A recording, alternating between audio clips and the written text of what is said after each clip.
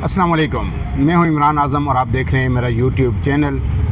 नाजरीन, supreme court में तो इस वक्त कोई बड़े केसेस ज़ेर समात नहीं है। जिस तरह की हलचल गुज़श्ता दिनों हमने देखी वो तो अब काफ़ी हद तक कम हो चुकी है, लेकिन गुज़श्ता रोज़ वफाकी हुकूमत की जानिब से एक बड़ा फ़ैसला किया गया और वो फ़ैसला ये था कि हाई कोर्ट और सुप्रीम कोर्ट की जो मराहत हैं उनमें एक होशरुबा इजाफ़ा किया गया। उसकी तफसीलात जब सामने आईं तो हर कोई चौंक कर रह गया कि यकदम अचानक ऐसा क्या हुआ और इसकी क्या ज़रूरत पड़ी कि जजेस को इस हद तक जो पहले ही भारी तनख्वाहें ले रहे हैं उनको इतनी बड़ी मराहत देने की ज़रूरत क्यों पेश आई। इसमें ब्रीफली में अगर 1 मिनट के अंदर आपको थोड़ी सी इसकी तफसीलात सामने रख रहा हूँ तो उसके बाद हम बात करेंगे अदील सरफराज साहब के साथ, सीनियर रिपोर्टर हैं सुप्रीम कोर्ट के, कि ये ऐसा क्यों हुआ और उसके यानी असरात मुस्तकबिल में क्या होंगे, क्या मनसूबा बंदी है, क्या जजेस की ये डिमांड थी या हुकूमत ने ओबलाइज किया है जजेस को या ओबलाइज करने की कोशिश कर रही है।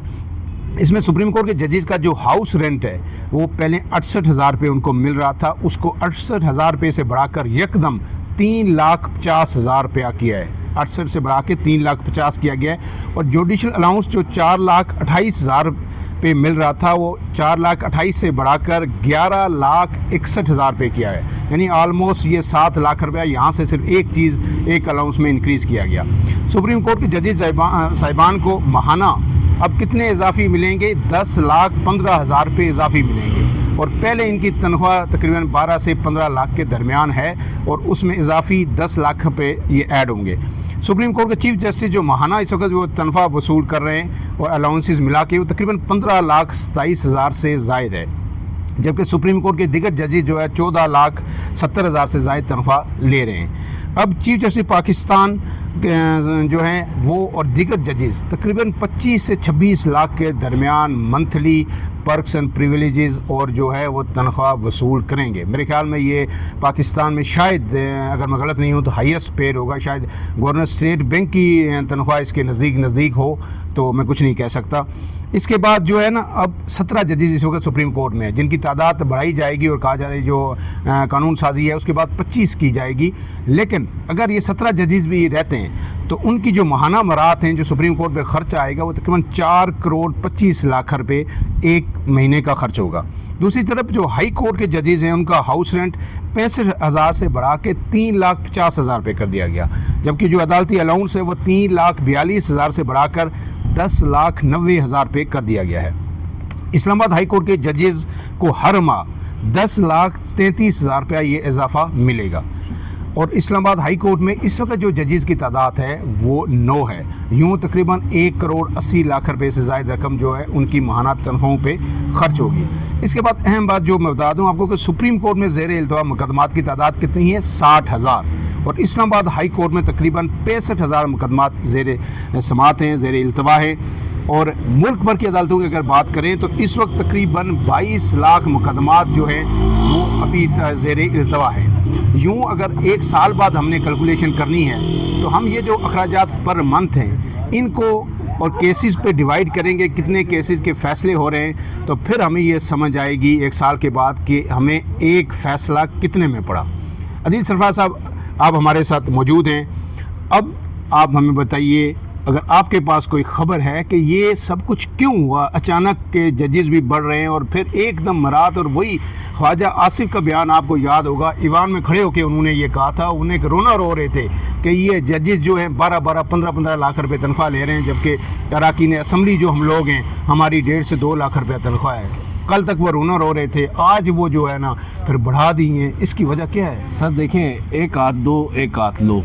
उन्होंने एक हाथ से उनकी इख्तियारात ले ली हैं, दूसरे हाथ से उनको अब दे रहे हैं, मराहत भी दे रहे हैं, उनको तमाम तर जो पर्क्स एंड प्रिविलेजेस उनको मिल रही हैं। ये जो आपने भी यहाँ पर रखे हैं ना इदादो शुमार, इसमें अभी बहुत सारी चीज़ें नहीं हैं। इसमें अभी ना 2,000 बिजली के यूनिट्स हैं, ना इसमें अनलिमिटेड गैस है, ना इसमें फ्यूल है जो पता नहीं कितने 100 लीटर पर जज मिलता है। उसके बाद मुलाजमीन अलग होते हैं, खानसामे अलग होते हैं, ड्राइवर्स अलग होते हैं। इवन मैं आपको एक बात यहाँ पर वाज़ेह कर दूँ, जो جج ریٹائر ہو جاتے ہیں سپریم کورٹ کے، ایک مسلینیس برانچ ہے ان کے لیے مختص ہے سپریم کورٹ کی، اگر ان کے گھر میں کوئی بلب بھی فیوز ہو جائے نا تو وہ بھی سپریم کورٹ کے کھاتے سے درست ہوتا ہے. ایک اگر ٹیب جو پانی کی ٹوٹی ہے وہ بھی خراب ہو جائے وہ بھی سپریم کورٹ کے کھاتے سے ججز صاحبان ٹھیک کرواتے ہیں. ابھی ریسنٹلی آپ کو یاد ہوگا justice Anwar Zaid Jamali farmer chief justice of Pakistan, انہوں نے اپنے گھر پر جو جس کے لیے وہ 2000 یونٹس اویل کر رہے تھے سولر لگوا لیا.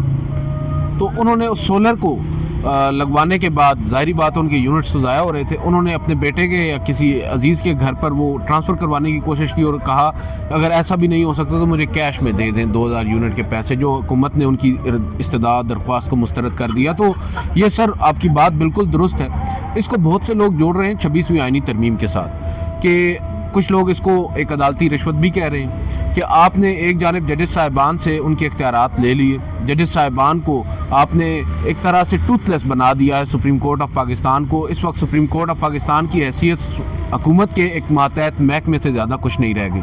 معذرت کے ساتھ چیف جسٹس آف پاکستان اب وہ ایس ایچ او بن کر رہ چکے ہیں، بلکہ ڈی ایس پی بن کر رہ چکے ہیں جو صرف سلیوٹ وصول کرتا ہے. مجھے چیز یاد آ رہی ہے عدیل سرور صاحب، یہ جسٹس شوکت صدیقی جو اسلام آباد ہائی کورٹ کے تھے، ان کے خلاف جو ایک کیس چلا تھا اس میں کوئی گھر کی رینوویشن کے الزامات ان پہ تھے کہ انہوں نے جو ہے نا زیادہ پیسے خرچ کر دیے گئے.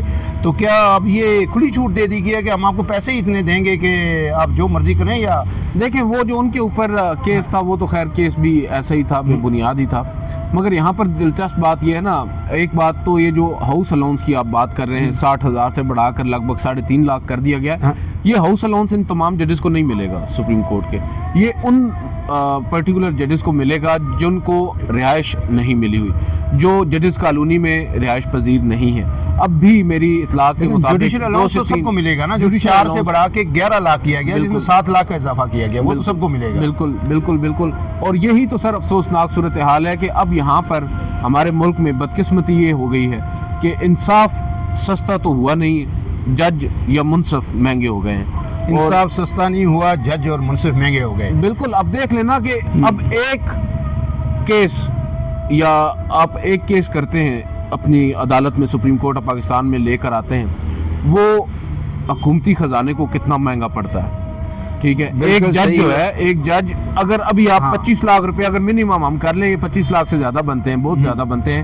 اگر آپ 25 لاکھ کر لیتے ہیں منیمم تو آپ اندازہ لگا لینا یہ ایک مہینے کے ہیں. وہی میں نے کہا ایک جج کے ایک مہینے تعداد 34 کی جا رہی ہے. ایک جانب آپ کہہ رہے ہیں کہ ہمارے حالات نہیں، ہم کون لے کر کہاں جہاں جا رہے ہیں، مانگ رہے ہیں پیسے.